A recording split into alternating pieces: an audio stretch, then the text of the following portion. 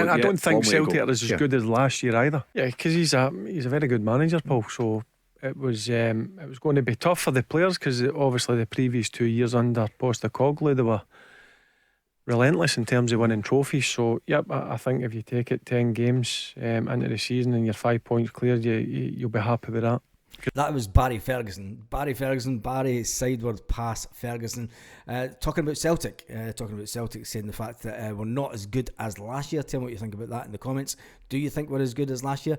He then went on to talk about Brendan Rodgers obviously coming into the club, and he then spoke about Matt O'Reilly. Now Celtic knocked back a bid from 10 million from Leeds last summer. Brendan Rodgers has worked his magic on the player. He signed a new contract at Celtic.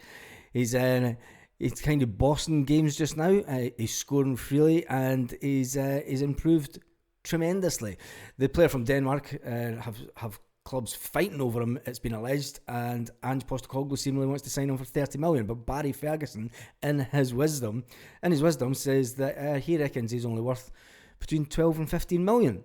So tell me what you think about Barry Ferguson in the comments. He always loves talking about Celtic, and I think that thinking that a Celtic player is only worth 12 to 15 million is probably wishful thinking. We're going to talk about players that Celtic could bring in January. A lot of people in the lives have been talking about suggested transfers into Celtic.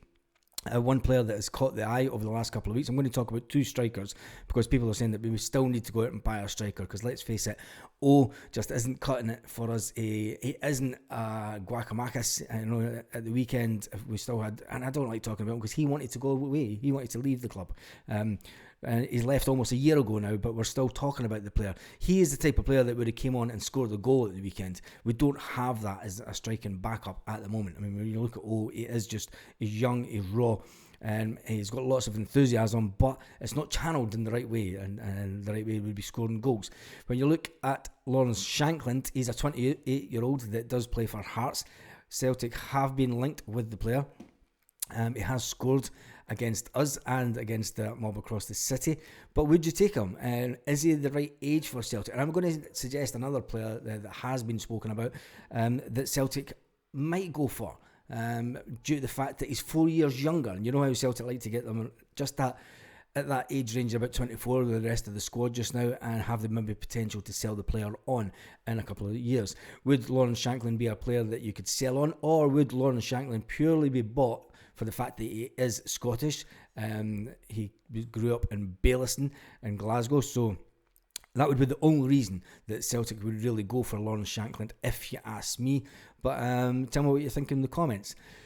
It's a hard one. It is a hard one. He's netted 21 goals in 32 Premiership games last term. He does know the way to go, but making the move from Celtic, do Celtic need someone come in? Because let's face it, Kyogo Furiashi is the goal scoring machine for us. But if anything was to happen to Kyogo, it would be a worry.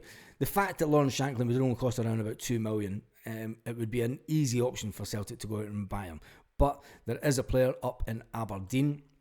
That has scored 16 goals in 33 Premiership games last season, and he's only 24-year-old.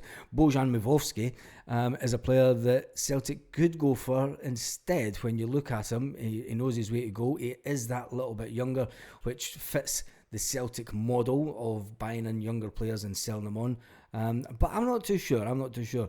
You want someone that's pretty much a goal-scoring threat in every game, and picking up players. I mean, there's no one really just now that sets the heather on fire, a bit like what Lee Griffiths does in Scottish football. I mean, Lee Griffiths was one player that you knew he had an eye for goal. He done it on a regular basis, and he offered a bit more to the team. Is Lawrence Shankland or Mavovsky those players? Tell me what you think in the comments. Now back to the Rangers players that love talking about Celtic. Next up is Kenny Miller. Kenny Miller's been talking about David Turnbull this time. He says, now talking about Turnbull, he says, now let's look at the obvious. He's not getting a game this season because of the informed Rio Hatate, who's now injured again, and Matt O'Reilly. Now, Matt O'Reilly was playing on the pitch when David Turnbull was at the beginning of the season. Kenny Miller, in his wisdom, has said, look, O'Reilly has been exquisite, he says, for Celtic so far this season, and whilst Hatate had initially struggled for form, he was really coming into the game before he picked up his injury against Atletico Madrid. But now it's an opportunity has arisen for Turnbull, and it seems he still might not be selected by the Celtic manager. Kenny Miller said he's not out the team because of his football ability.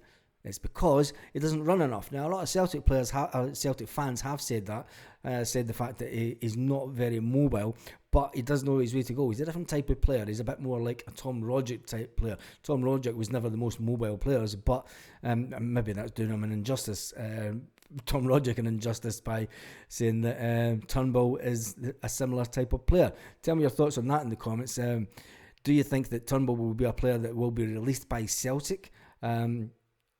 I think he probably will, because he hasn't signed a new contract. That's probably the main reason that he's not getting a game, because he hasn't signed that new contract. Brendan Rodgers did say that players needed to prove themselves, and I think they've got between now and Christmas to prove themselves before Celtic do have a massive clear out. Miller did go on to say about Turnbull, he says, look, he's not only a good player, but he has energy he can bring into teams, not only in an attacking sense, but off the ball as well. So he seems to like Turnbull. Turnbull, maybe not the type of engine or the type of energy that we need at Celtic. He's a wonderful football player.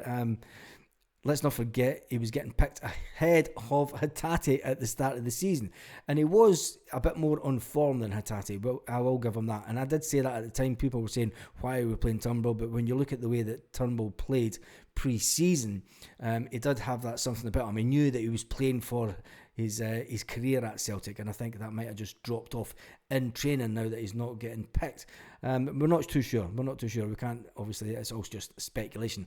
Turnbull is out of contract at the end of the season. It is an opportunity for the player to try and get back into the team and prove himself in the next couple of weeks. But if he doesn't, he needs to find himself another club, and I think he'd probably be better doing that in January. He could be one of the ones that do leave in January. Now, Brendan Rodgers has an absolute bucket loads of games to play before we get to January and the transfer window. The Celtic boss has been stunned that Celtic face a trip. Well, they're actually going to have to travel up to Dingwall on Friday evening, stay the night at the hotel, before they play the game early Saturday morning and up at Ross County. And then they've got to travel all the way back down the road to then travel to Madrid it'll be the Monday morning before they play a game on the Tuesday night.